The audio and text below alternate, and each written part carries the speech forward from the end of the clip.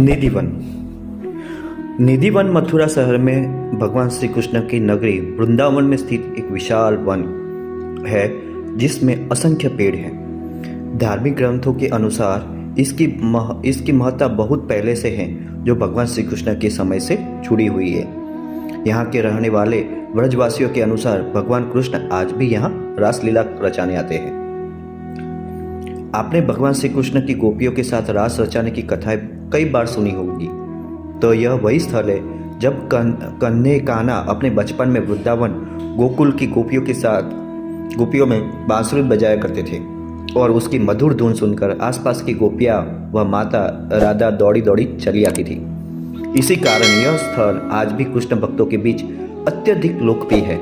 आज हम आपके साथ निधिवन की सच्ची कहानियां साझा करेंगे। निधिवन का रहस्य की बात करें तो पेड़ बन जाते हैं गोपियां, यानी कि यहाँ आप जो भी पेड़ देखेंगे वे अपने आप में विचित्र है।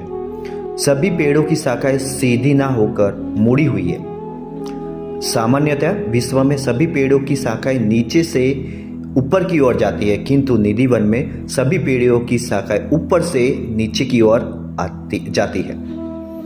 यह चीज अपने आप में ही विचित्र है। मान्यता है कि सूर्यास्त के बाद पेड़ों की यही शाखाएं गोपियों में परिवर्तित हो जाती है, जिनके साथ भगवान श्री कृष्ण रासलीला रचाते हैं। सूर्योदय होने से पहले ही वे पुनः अपने रूप में आ जाती है। जोड़ों में तुलसी के पौधे, और ये जोड़ों जो आप दिखाई दे रहे हैं उसमें तुलसी के पौधे।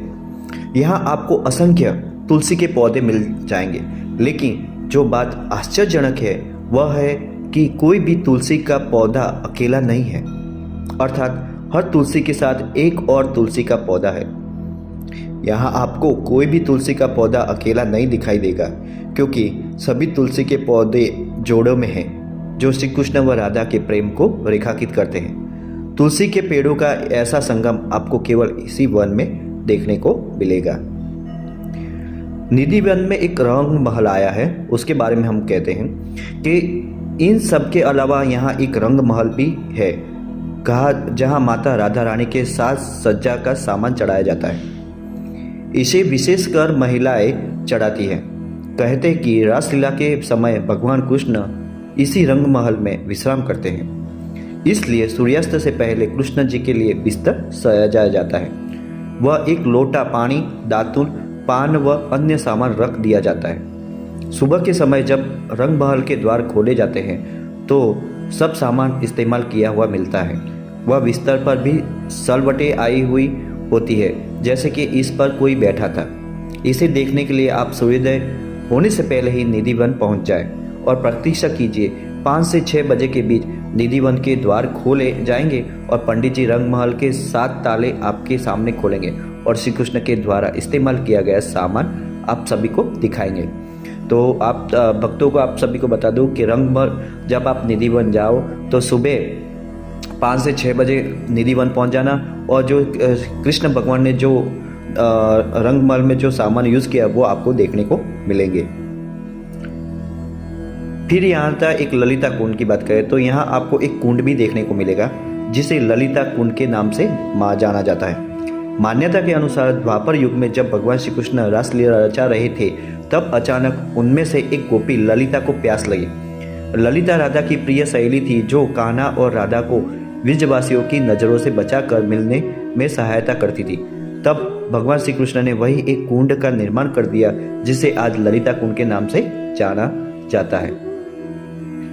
दूसरी बात, शाम के समय निधिवन में क्यों नहीं जाना चाहिए, क्यों मनाही है, उसके बारे में हम बताते हैं कि यह भक्तों के लिए केवल दिन में ही खुला रहता है। सूर्योदय से पहले व सूर्यास्त के बाद यहाँ किसी को भी जाने की बिल्कुल मनाही है। सूर्यास्त से पहले ही इस वन को खाली करवा कर बंद कर दिया जाता है। सूर्यास्त से पहले मंदिर के पुजारी भी यह जगह छोड़कर चले जाते हैं। आपको दिन में कई पक्षी व बंदर इस वन में दिख जाएंगे, किंतु शाम होने के बाद साथ साथ वे भी इस वन को छोड़कर चले जाते हैं। जैसा कि हमने आपको ऊपर बताया कि रात्रि होते ही यहाँ स्वयं भगवान श्री कृष्ण अवतार लेते हैं और गोपियों के संग रासलीला रचाते हैं। कहते हैं कि जो कोई भी चोरी चुपके यहाँ रात को रुका, अगले दिन या तो उसकी मौत हो गई या उसका मानसिक संतुलन बिगड़ा हुआ दिखाई पड़ता है। कुछ लोग तो अंधे, बहरे व गूंगे भी हो जाते हैं, इसलिए यहाँ रात को किसी के भी रुकने की मनाही है। जब आप निधिवन देखने जाएंगे तब आसपास के घरों को देखकर आपके मन में एक बात और आएगी कि इन घरों की छत या बालकनी से रात में निधिवन का नज़ारा देखा जा सकता है। लेकिन आश्चर्य की बात यह है कि सूर्यास्त के बाद निधिवन में इतना गहरा अंधेरा हो जाता है और साथ ही वहाँ के पेड़ों पर एक धुंधली सफ़ेद परत छा जाती है, जिससे निधिवन के अंदर भी कोई भी गतिविधि को उन घरों से भी नहीं देखा जा सकता है। इसका प्रमाण देखने के लिए आप सुबह 5 बजे निधिवन पहुंच जाए। जब सूर्योदय नहीं हुआ होता है उस समय आप निधिवन के बाहर के पेड़ों को भी देख लीजिएगा। आपको समझ आ जाएगा कि आप वहीं खड़े रहिएगा और सूर्योदय होने और रोशनी आने की प्रतीक्षा कीजिएगा। जैसे ही सूर्योदय हो जाएगा तब एकदम पेड़ से धुंधली परत हट जाएगी और अभी तक आपको वहाँ जो एक भी बंदर या पक्षी नहीं दिखाई दे रहा था वह सभी एकदम से उमड़ पड़ेंगे। निधिवन में कब जाए, उसका टाइमिंग क्या है, उसके बारे में बताते हैं।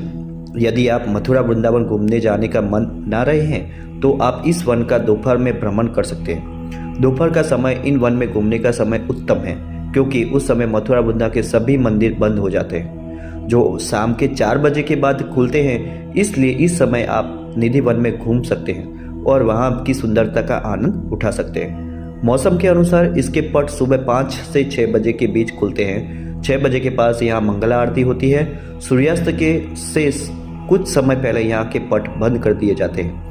आपको यहाँ कई महापुरुषों की समाधियाँ भी देखने को मिलेगी जो भगवान श्री कृष्ण की भक्ति में लीन रहते थे। पेड़ पौधों के बीच इनकी समाधियाँ बनी हुई है। इसी के साथ आप इस वन के आसपास अन्य मंदिरों में अवश्य घूमकर आइएगा। हमारा यह वीडियो आपको कैसा लगा? जो अच्छा लगा तो लाइक सब्सक्राइब करना भूलना नहीं और दूसरे भक्तजनों को हमारा ये वीडियो अचूक शेयर करना। जो लोग निधिवन देखने के लिए आते हैं तो उन्हें निधिवन के बारे में जानें, फिर उनके रहस्यमय कथा भी जानें, क्योंकि अगर आप वृंदावन आए निधिवन नहीं देखा तो कुछ भी नहीं देखा ऐसा लगता है। तो राधे राधे, अगले नेक्स्ट वीडियो में मिलते हैं।